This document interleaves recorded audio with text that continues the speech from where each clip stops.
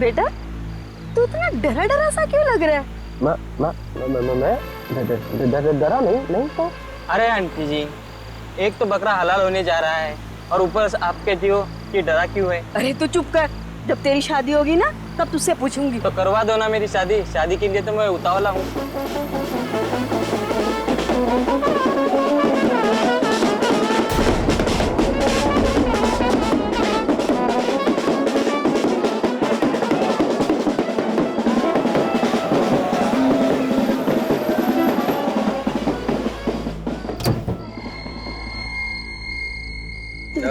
नमस्ते।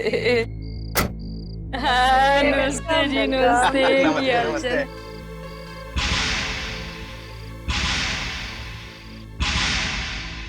अरे बहन जी, वो दीपक नहीं दिखाई दे रहा है। दीपक? अरे हमारे दामाद आ रहे हैं। दीपक बाहर आ, इतना डरा डरा सा क्यों लग रहा है? मैं डरा नहीं था। बाहर आ।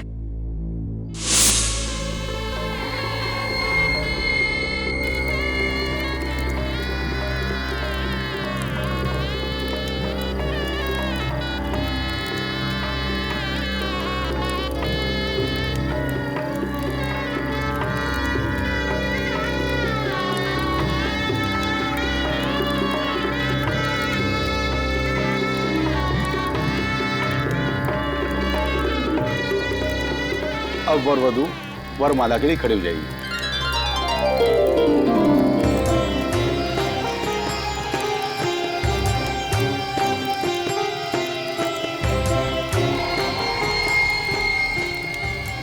अरे दीपक क्या हुआ? शादी नहीं करनी तुझे? उठ चलो। चलो आजा कन्या को। तानिया जल्दी कर, कहीं इरादा ना बदल जाए। हार पहना दे।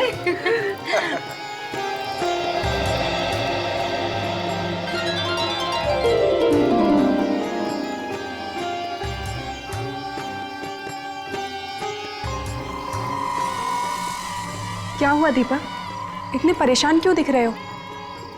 कहीं ऐसा तो नहीं कि तुमने शादी करने का इरादा बदल दिया? नहीं कतई नहीं।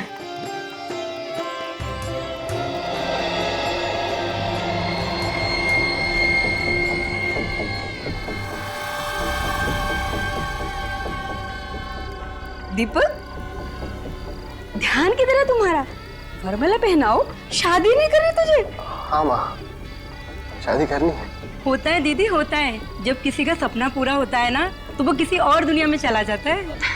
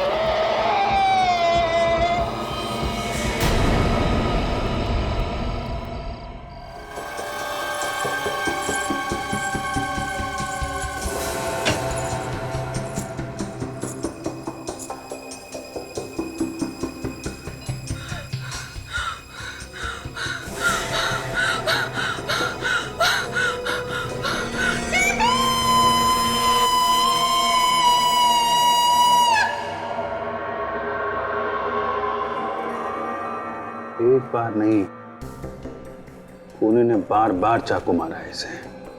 हाँ सर, वार पे वार किया है और उसने दीपक के चीखने चिल्लाने की भी परवाह नहीं की।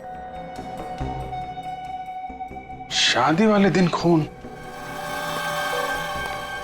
ये खूनी भीड़ भाड़ में अंदर घुस आया होगा।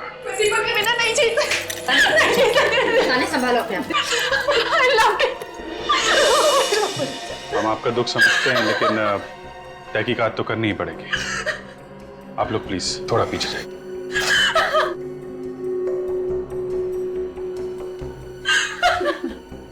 एग्जैक्टली यहाँ पे हुआ क्या था? सुबह से अजीब सा बर्ताव कर रहा था। अजीब सा बर्ताव? हाँ, उसका ध्यान कहीं और ही था, कहीं खोया खोया सा था, डरा डरा सा। दीपक डरा हुआ था? जी हाँ, मंडप में तान्या को हार पहनाते हुए अचानक वो चीख कर गिर गया और फिर बेहोश हो गया। दीपक, दीपक, दीपक, आंखों तो खोल बेटा, क्या हो गया तुझे? आइए आइए डॉक्टर, देखिए दीपक को क्या हुआ। अभी तक बिल्कुल ठीक था ये। देखिए डॉक्टर साहब।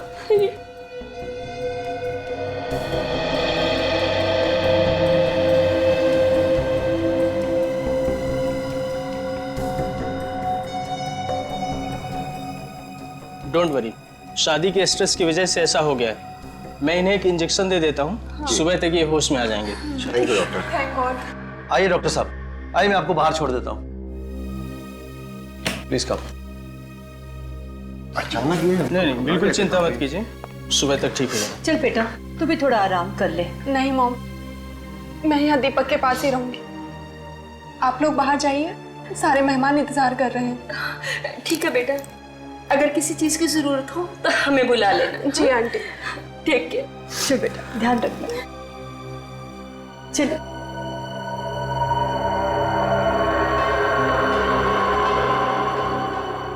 मतलब तानिया जी, सिर्फ आप यहाँ थी दीपक के साथ, है ना?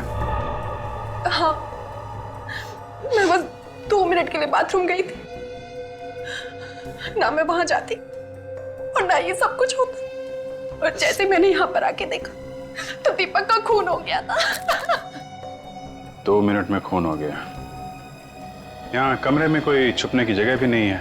हो सकता है कि कोई बाहर से आया हो। लेकिन मालूम तो किसी अंदर वाले को ही होगा ना कि दीपक कमरे में अकेला था। क्या कहना चाहते हैं आप? ये सब हमारे रिश्तेदार हैं। आप ही बताइए। कमरे में कोई बाहर से आया नहीं, कमरे के अंदर छुपने की कोई जगह नहीं है, कमरे के अंदर सिर्फ तानिया जी थी, तो कौन हो सकता है? आप सीआईडी वालों के सीने में दिल होता है कि नहीं? अभी अभी मेरी बेटी के होने वाले पति का खून हुआ है और आप उसी पे इल्जाम लगा रहे हैं? नहीं, हम तो सिर्फ ये पता लगाने की कोशिश कर रहे हैं कि यहाँ पे हुआ क्या था, और शक करना तो हमारा काम ही है। अभी आप लोग प्लीज जरा बाहर जाइए। आइए 2 मिनट के अंदर खून, ये तानिया गड़बड़ है सचिन, गड़बड़ है। सर, लेकिन अगर तानिया दीपक का खून करना चाहती तो फिर शादी करने को क्यों तैयार होती? ये बात तो है, फिर हुआ क्या यहाँ पे?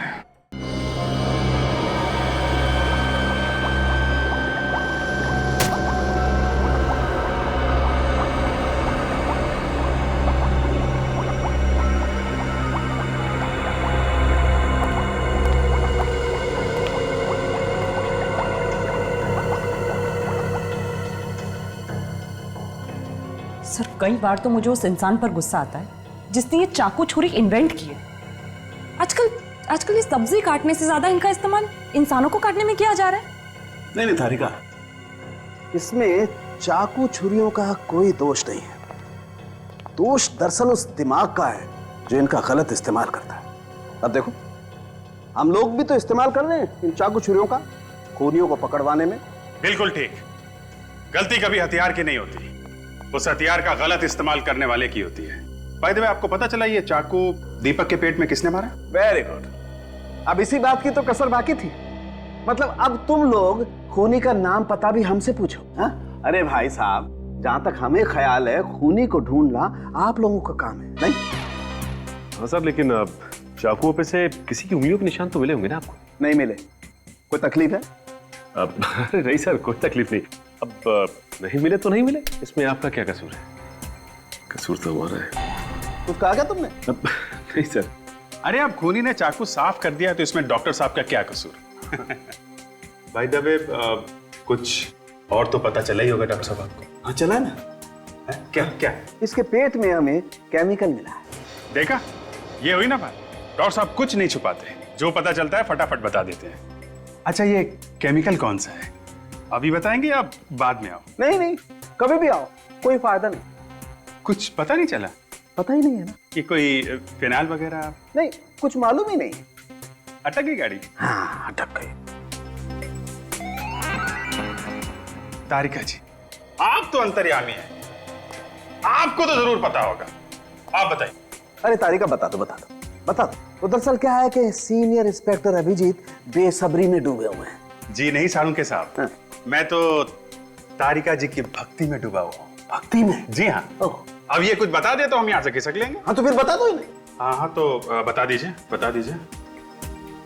टेस्ट हो चुका है। ये केमिकल एंटी डिप्रेसेंट्स में मिलता है जो टेंशन कम करने के काम आता है। मतलब ये दीपक काफी परेशान रहता था? बहुत ज्यादा। दवाई बहुत ज्यादा मात्रा में मिली है इसके खून में से। सर दीपक की शादी होने वाली थी, शायद उसी टेंशन की वजह से ये दवाइयां खाता होगा। क्या बात कर रही हो काजल तुम? तुमसे किसने कह दिया कि शादी करने से टेंशन होती है? क्यों डरा रही हो तारिका जी को? सर मैं तो वो ऐसे ही एक्चुअली काफी दिनों से ये वो दवाई खा रहा था। ओह अच्छा। सालुंके सर, ये दवाई ज्यादा मात्रा में लेने से क्या हो सकता है? बॉस, अगर कोई इंसान दवाई ज्यादा मात्रा में ले लेगा तो वो सबसे बड़ी बात तो हमेशा डरा डरा सा रहने लगेगा। उसकी हार्ट रेट कम हो जाएगी, रेस्पिरेशन रेट बढ़ जाएगी और कई कई केसेस में तो हेलुसिनेशन भी होने लगेगा। हाँ बाय द वे, तुम हेलुसिनेशन क्या होता है जानते हो? हाँ सर, वो आदमी को अजीब अजीब चीजें दिखाई देने लगती हैं, मन में उल्टे सीधे विचार आने लगते हैं। मतलब शादी के दिन दीपक जो डरा हुआ था वो इस केमिकल की वजह से था? क्या आपको दीपक की बॉडी से दवाई मिली? ऐसा केमिकल जो टेंशन कम करता है, और वो भी थोड़ा सा नहीं, बहुत ज्यादा। ये कैसे हो सकता है? ऐसा क्यों नहीं हो सकता? हमारे परिवार में एक रस्म है कि शादी के 2 दिन पहले ही दूल्हा दुल्हन दोनों उपवास रखते हैं और वो उपवास पूरी शादी होने के बाद ही तोड़ते हैं। और दीपक ने तो 2 दिन से कुछ खाया भी नहीं, फिर ये केमिकल उसकी बॉडी में कैसे जा सकता है? हो सकता है उपवास से पहले कुछ खाया। आप लोग को तो पता होगा ना? जी नहीं, हमें कुछ नहीं पता। आपका बेटा दवाई ले रहा था या नहीं, आपको नहीं मालूम?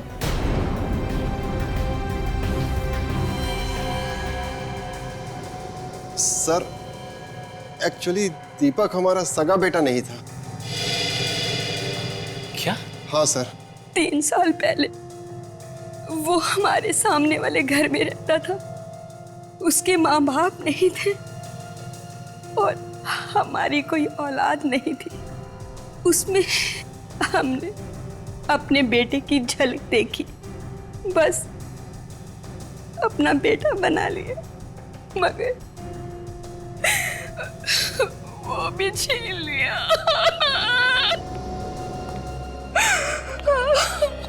संभालो अपने आप को। प्लीज सर, दीपक के बारे में बार बार पूछकर हमारे जख्मों को और गहरा मत कीजिए। आप लोग जाइए यहाँ से। अगर सवाल नहीं पूछेंगे तो किसने खून किया कैसे पता चलेगा?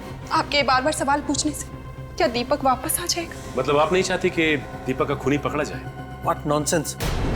आप मेरी बेटी पे शक कर रहे हैं? जिस वक्त दीपक का खून हुआ उस वक्त तानिया के अलावा कमरे में और कोई भी नहीं था, राइट? अगर मुझे दीपक का खून करना होता तो मैं उससे शादी नहीं करती। तुम दोनों की लव मैरिज होने वाली थी ना? हाँ, हम दोनों एक ही ऑफिस में काम करते थे। साथ काम करते करते एक दूसरे से प्यार हो गया। फिर तो आप दोनों में काफी गहरा प्यार होगा। कोई शक है आपको? जी नहीं, बिल्कुल नहीं। बल्कि कमाल की बात है, इतना गहरा प्यार था और आपको ये भी नहीं पता कि दीपक दवाइयां लेता था। नहीं। अच्छा, अब दीपक के अतीत के बारे में क्या जानती? दीपक के अतीत के बारे में ज्यादा कुछ नहीं जानती मैं। क्यों? शादी से पहले आपने जरूरी नहीं समझा कि आप दीपक के बारे में कुछ जान लें? नहीं समझा। आपकी बात पर यकीन नहीं हो रहा। आप लोगों को जो समझना है आप लोग समझिए। अच्छा, आप लोग ये बता सकते हैं कि आप लोगों को किसी पे शक है? कौन ऐसा कर सकता है? हमें किसी पे शक नहीं है। दीपक किसी बात को लेके परेशान या घबराया हुआ रहता था? जी हाँ, वो पिछले 1 महीने से काफी परेशान था और हमारे घर पे ही सोता था, अपने घर पे नहीं सोता था। पिछले 1 महीने से आप क्या सोता था? क्यों? पता नहीं, वो कह रहा था कि वहां उसे बहुत ही अकेलापन महसूस होता है। अकेलापन महसूस होता? कमाल की बात है, उसने अचानक यहाँ पे सोना क्यों शुरू कर दिया? सर, मुझे तो लगता है घर में कुछ गड़बड़ है। एक काम करते हैं फ्रेडी, उस घर में ही चल के देखते हैं।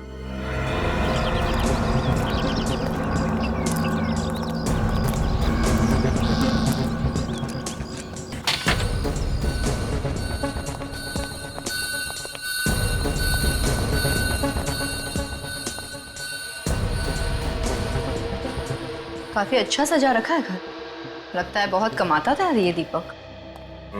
और इन सब के बावजूद भी वो 1 महीने से यहाँ पे रहा ही नहीं। कुछ तो गड़बड़ जरूर है। अब उसे रात को डर लगता होगा। मगर वो तो कह रहा था कि उसे यहाँ पे सूनापन लगता था और तो और अकेलापन काटने को दौड़ता था। ये सब कहने की बातें हैं। आदमी तभी अपना घर छोड़ के भागता है जब उसे डर लगता है। किस बात का डर? वो आप फ्रेडी, ये मत भूलो कि हम खून की तहकीकात करने आए। मैंने कुछ बोला क्या? मैंने अपने मुंह से आत्मा का नाम सॉरी, अब गलती से आत्मा का नाम मुंह से निकल ही गया है तो मैं भी निकलता हूं। फ्रेडी, तुम कहीं नहीं जा रहे हो।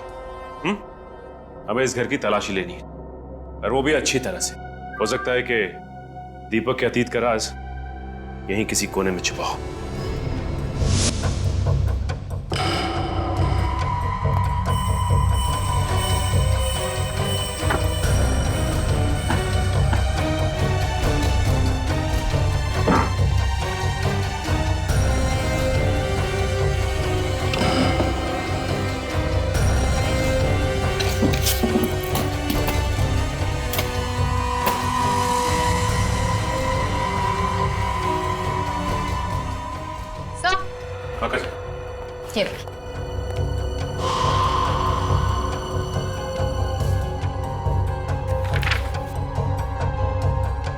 सर, दीपक को जिस आदमी ने घर बेचा, शायद वो जानता हो दीपक के अतीत के बारे में।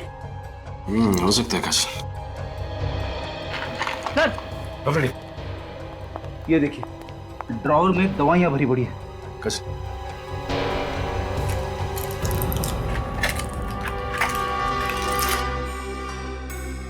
फ्रेडी, इन दवाइयों में तो वो वाली दवाई भी है जो डॉक्टर सालुंके को दीपक की लाश में से मिली थी। और ये दवाई बिना प्रिस्क्रिप्शन के नहीं बेची जाती। कोई साइकियाट्रिस्ट होगा जिसने दीपक को ये दवाइयां दी होंगी। देखिए इसमें क्या है।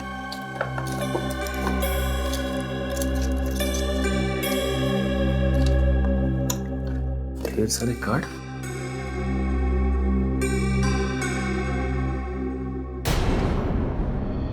Psychiatrist doctor Rajiv. Hello doctor Rajiv. Hello. Sorry, आप लोगों को ज्यादा इंतजार तो नहीं करना पड़ा ना? नहीं, ऐसी कोई बात नहीं। दरअसल हम लोग दीपक के बारे में कुछ सवाल पूछने के लिए आए थे। दीपक? ये है दीपक, आपका पेशेंट है ना? जी हाँ। क्या इसने किसी का खून कर दिया है? जी नहीं, बल्कि इसका खून हो गया। Oh no, I am sorry. वैसे किस बीमारी का इलाज करवा रहा था ये? इसे हेलुसिनेशंस होते थे। किस तरह के हेलुसिनेशन? वो कहता था कि उसे अपने घर में आत्माएं दिखाई देती हैं। देखा सर, मैं हमेशा कहता हूँ कि आत्माएं हैं, लेकिन आप लोग मेरी बातों पे यकीन नहीं करते। दरअसल आत्माएं होती ही नहीं है, इंसान का वहम होता है। मतलब इसी आत्मा के डर की वजह से दीपक पिछले 1 महीने से अपने घर पर नहीं सो रहा था। हाँ काजल, यही वजह होगी। अच्छा ये बताइए कि दीपक ने कभी आपसे आत्माओं के बारे में कुछ कहा था? ज्यादा कुछ नहीं बताया। दरअसल आत्माओं के ख्याल से वो इतना डर गया था कि उसके हाथ कांपते थे और उसे पसीना आता था। लेकिन फिर भी कुछ तो बताया होगा कि ये आत्माएं क्या करती थी, कुछ बोलती थी, कुछ तो बताया होगा। अक्सर वो 3 चीजों के बारे में बोलता था। कौन सी 3 चीजें? किसी औरत के बारे में, किसी कार के बारे में और पानी के बारे में। ये क्या चक्कर है? औरत, पानी और कार?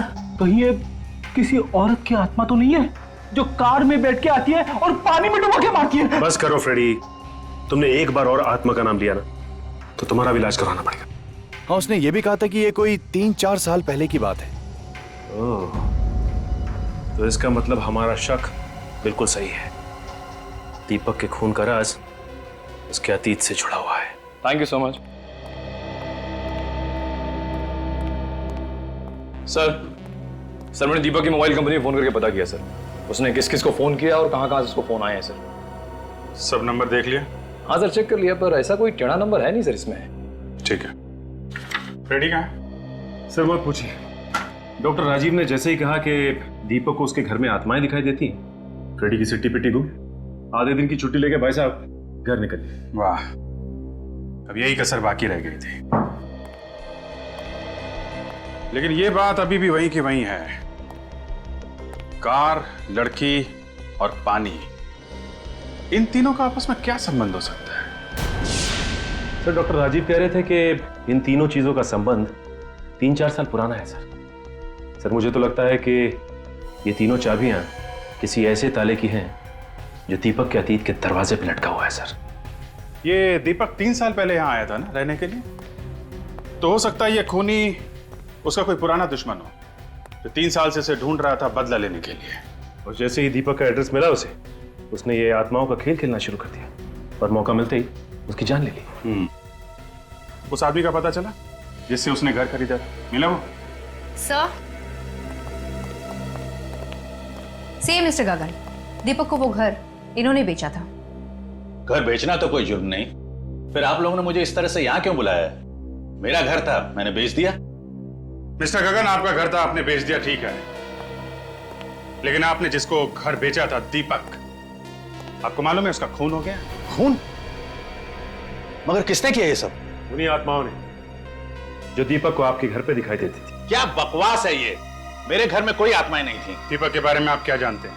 जी ज्यादा कुछ नहीं। जब उसने आपसे घर खरीदा था तो उसने बताया नहीं वो कहां से आया है, कहां रहता था पहले?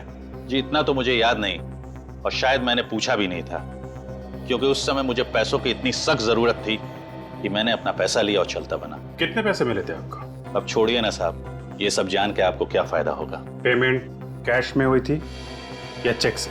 चेक था 50 लाख रुपए का और थोड़ा बहुत कैश था। उस 50 लाख वाले चेक की डिटेल्स चाहिए हमें। ये है वो चेक नंबर AOP 09813। हमें इस चेक की सारी डिटेल्स चाहिए। सर, आप लोगों की इंफॉर्मेशन एकदम करेक्ट है। ये चेक मिस्टर दीपक ने ही इशू किया था 3 साल पहले। लेकिन इतना सारा पैसा दीपक के पास आया कहां से? ये चेक इश्यू होने से 5 दिन पहले ही किसी ने ये पैसा उसके नाम ट्रांसफर किया था। मगर किसने? बेली का अकाउंट है, अकाउंट नंबर MKR 1097612। ये अकाउंट है किसके नाम पे? सर, अब ये तो आपको मनी मीडिया बैंक से ही पता करना पड़ेगा, क्योंकि ये अकाउंट वहीं का था।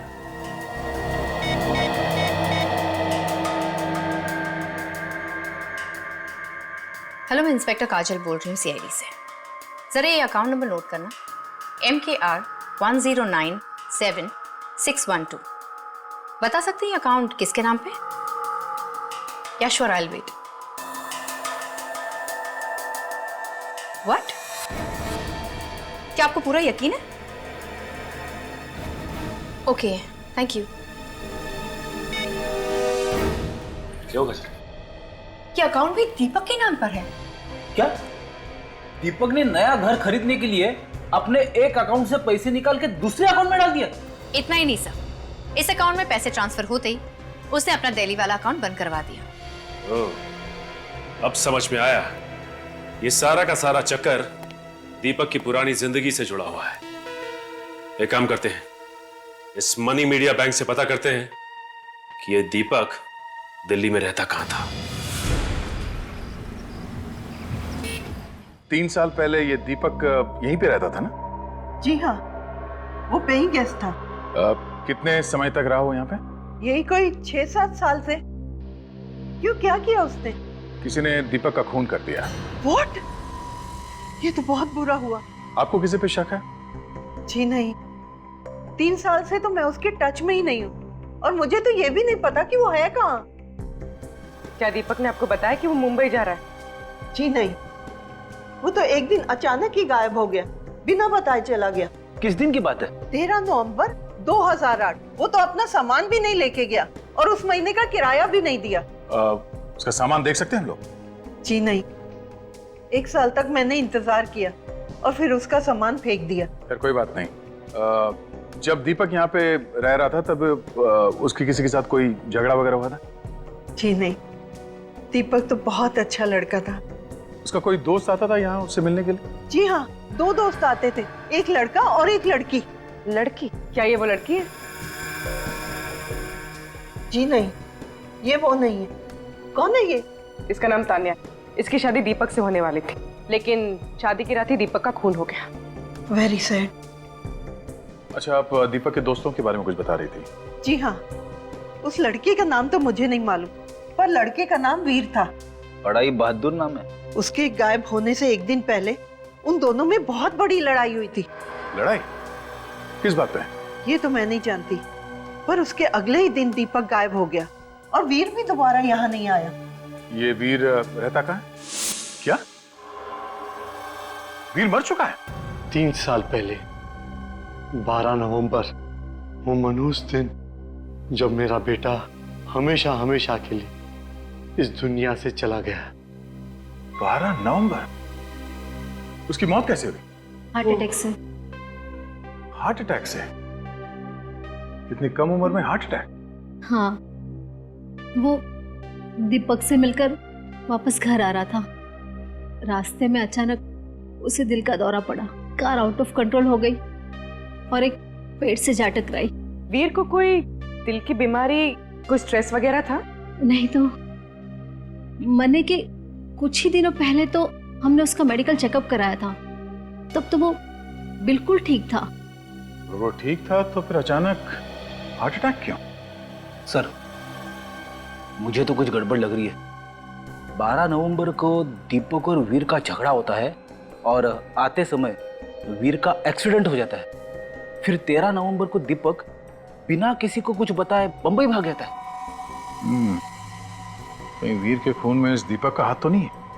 नहीं नहीं, दीपक तो वीर का बहुत अच्छा दोस्त था, बल्कि भाई से भी बढ़कर।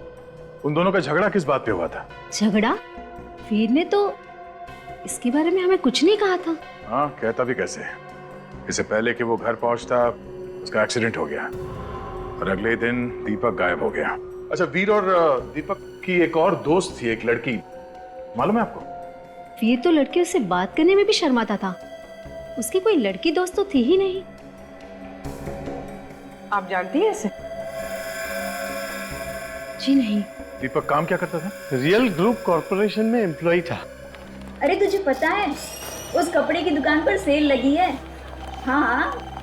अरे मत पूछ, हर तरह के कपड़ों पर सेल है। एक्सक्यूज मी?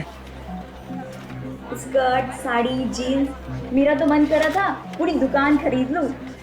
सुरभि, इस सेल वाली दुकान की एड्रेस लो। हाँ, ये क्या बदतमीजी है? काम के वक्त ऑफिस के फोन पर टाइम पास नहीं करना चाहिए। ये तुम कौन होती है समझाने वाली? हम लोग सीआईडी से। सीआईडी से? मैनेजर कहाँ है तुम्हारा? प्लीज मैडम, सर से शिकायत मत करिएगा। मैनेजर कहाँ है? सर तो अपने केबिन में होंगे। सर, मैडम मैडम प्लीज मेरी बात तो सुनिए मैडम।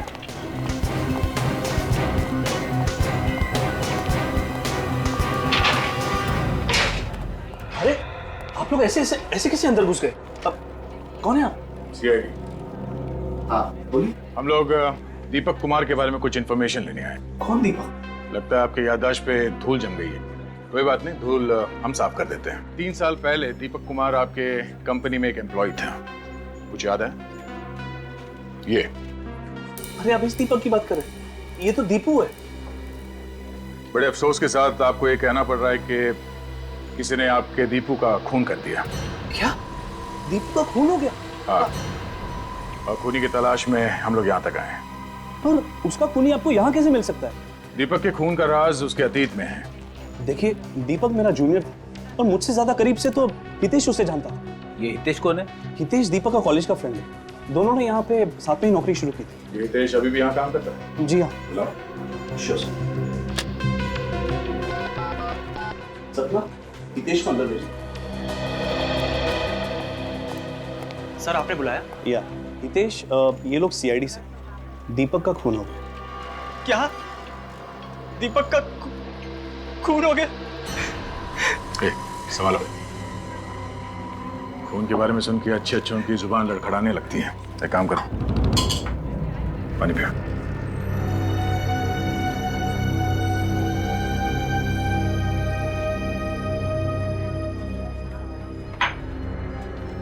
ठीक हो? हाँ सर। अच्छा, दीपक और तुम कॉलेज के दिनों के दोस्त हो ना? हाँ सर। दीपक की किसी के साथ कोई दुश्मनी थी?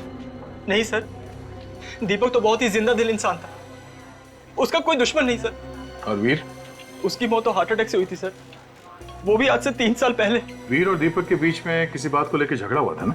वो दोनों तो बहुत अच्छे दोस्त थे सर। और इन दोनों दोस्तों के बीच कोई लड़की भी थी ना? कहीं आप दिव्या की बात तो नहीं कर रही? दिव्या? कौन है ये दिव्या? दीपक की गर्लफ्रेंड थी और बहुत जल्द उन दोनों की शादी भी होने वाली थी। कहीं वो ये तो नहीं? नहीं तो ये कौन है? तानिया, दीपक इससे शादी करने वाला था। मगर ऐसा कैसे हो सकता है? दीपक और दिव्या तो एक दूसरे को कॉलेज के दिनों से चाहते थे और ये बात तो सबको पता थी सर। कमाल है सर, अगर दीपक दिव्या को चाहता था तो वो शादी तानिया से क्यों कर रहा था? दिव्या रहती कहाँ? जरा उसका एड्रेस है ना? शक्ति नगर में प्लॉट नंबर 82।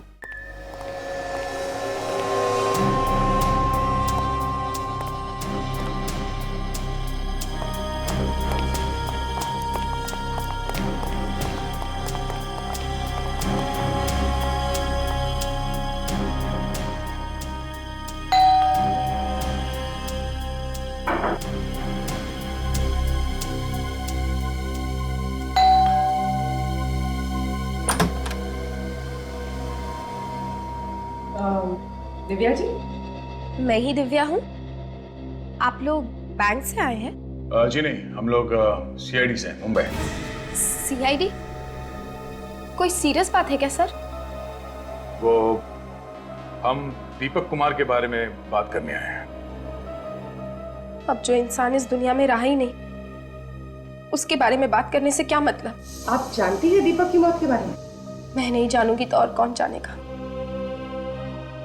आज भी उनकी यादों की अस्थियां मेरे आंसुओं के साथ बह रही। 3 साल हो गए उनकी मौत को। 3 साल? दीपक कुमार की मौत 2 दिन पहले हुई थी। 2 दिन पहले? हाँ। जरूर आप लोगों को कोई गलतफहमी हुई है। आप दीपक कुमार की ही बात कर रहे हैं ना? जी हाँ, हम इस दीपक कुमार की बात कर रहे हैं।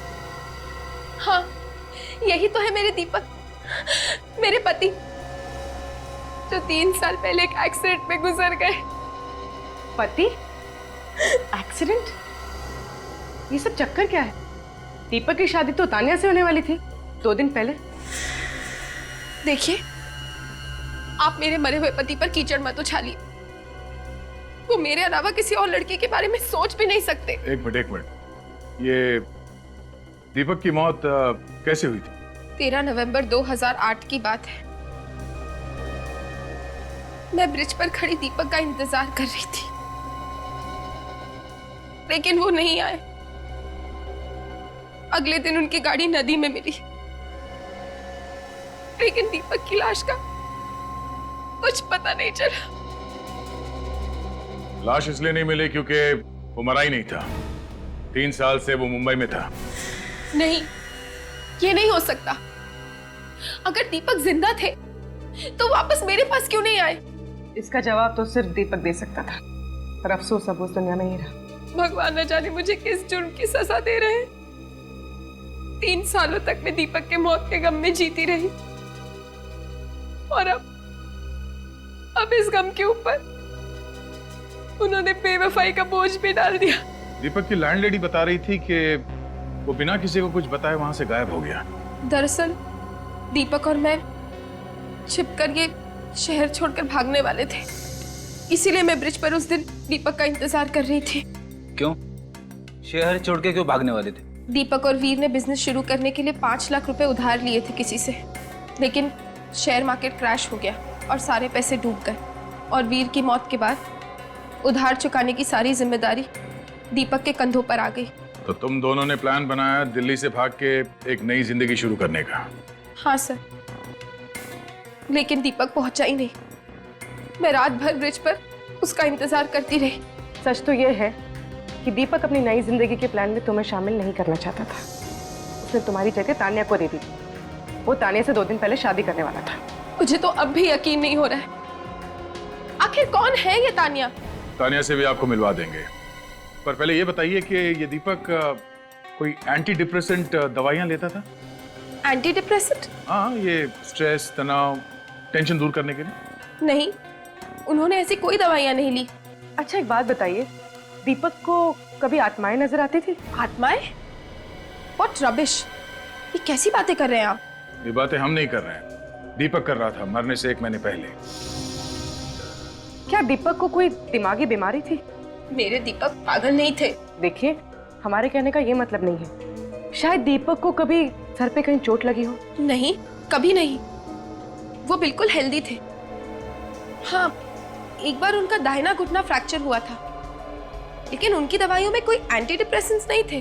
ठीक है, आप मुंबई चलने की तैयारी कीजिए। तानिया और उसके घर वालों को भी दीपक के अतीत के बारे में बताना बहुत जरूरी है। हाँ हाँ, मैं चलूंगी मुंबई।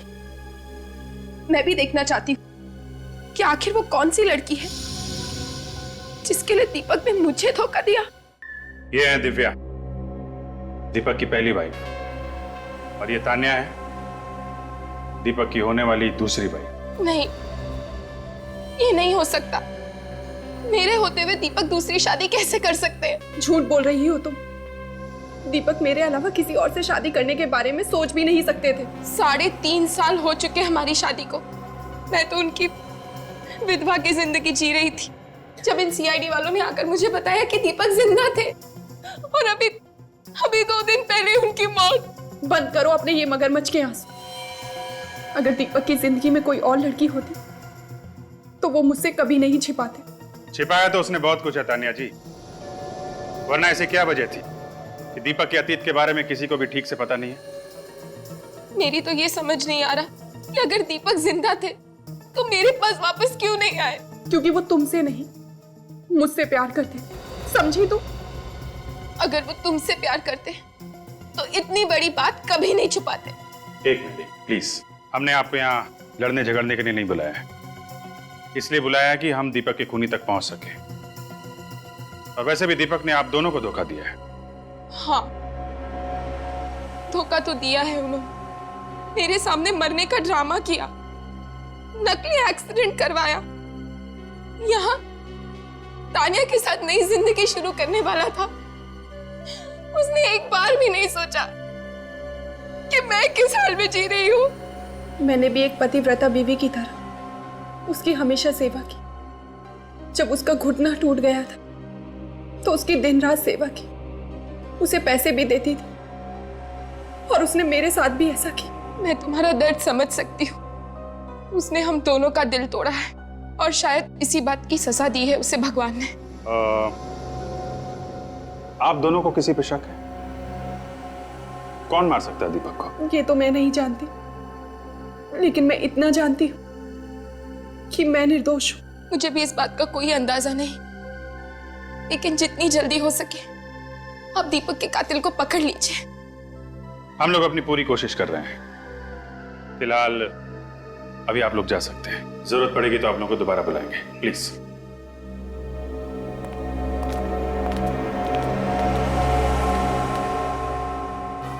सी, दीपक तो कितना दोगला किस्म का इंसान निकला। एक साथ 2 लड़कियों की जिंदगियां बर्बाद कर रहा था। हाँ सर, हो सकता है इसी पाप का गिल्ट जो उसके सामने आत्मा बन के आ रहा था। बेचारी तानिया, उसकी टांग टूटने पर 3 महीने तक उसकी सेवा करती रही। मुझे तो बहुत बुरा लग रहा है तानिया के लिए। एक मिनट। हाँ, एक बार उनका दाहिना घुटना फ्रैक्चर हुआ था। जब उसका घुटना टूट गया था तो उसकी दिन रात सेवा की। माय गॉड, क्या हुआ सर? खूनी का पता चल गया।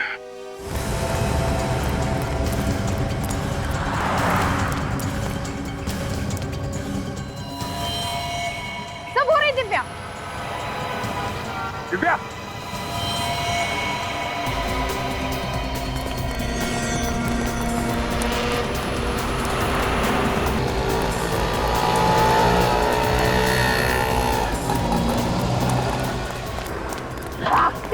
हाँ? मैंने क्या किया है? दीपक का खून किया तुमने। क्या बकवास कर रहे हैं आप? मुझे फंसाने की कोशिश कर रहे हैं आप लोग। दिव्या जी, दीपक का घुटना सिर्फ एक बार टूटा था, सिर्फ एक बार। हाँ तो तानिया को कैसे पता चला कि उसका घुटना टूटा हुआ है? आपको कोई गलतफहमी हुई है। उसका घुटना 2 बार भी तो टूट सकता है। नहीं नहीं नहीं नहीं, अगर उसका घुटना 2 बार टूटा होता तो फॉरेंसिक से हमें पता चल जाता। उसका घुटना सिर्फ एक बार टूटा है, वो भी 1 साल पहले। और आप 3 साल से उसे मिली नहीं, तो फिर आपको कैसे पता चला है? सच तो ये है कि 3 साल से दीपक का पीछा कर रही थी। सब जानती है दीपक को भी इसी ने मारा है। नहीं क्या मैंने दीपक का खून? छोड़ दो मुझे।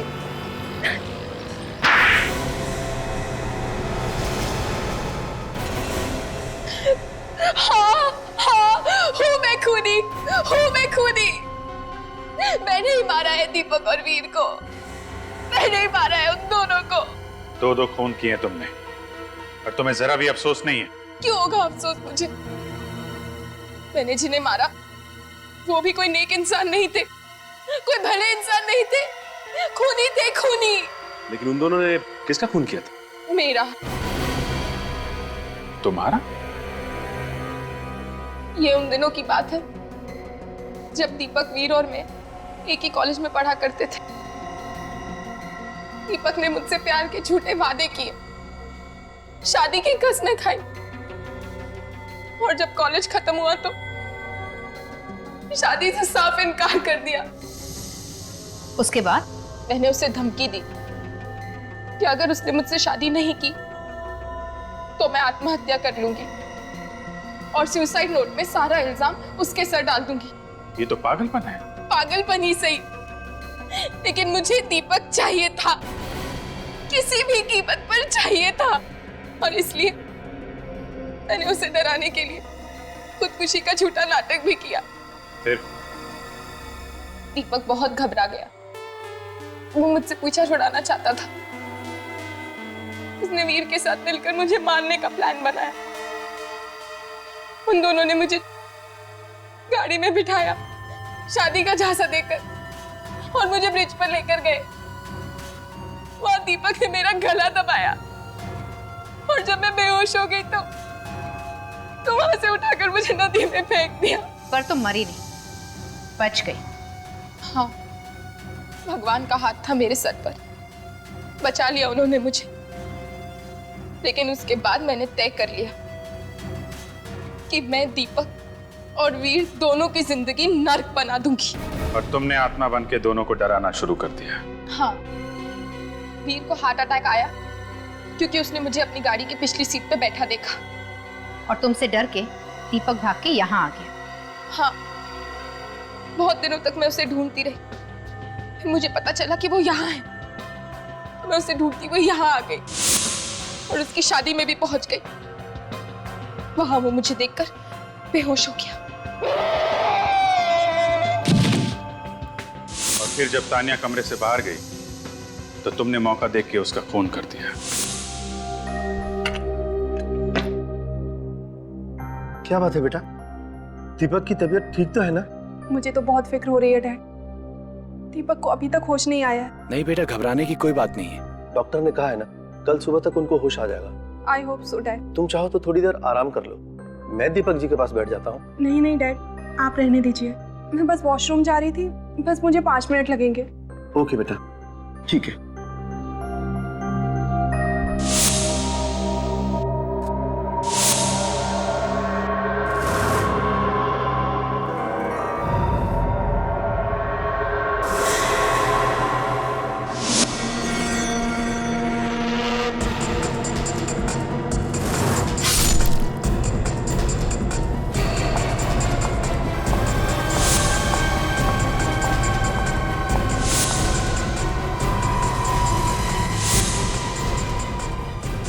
मैंने जो कुछ भी किया उसका मुझे कोई अफसोस नहीं।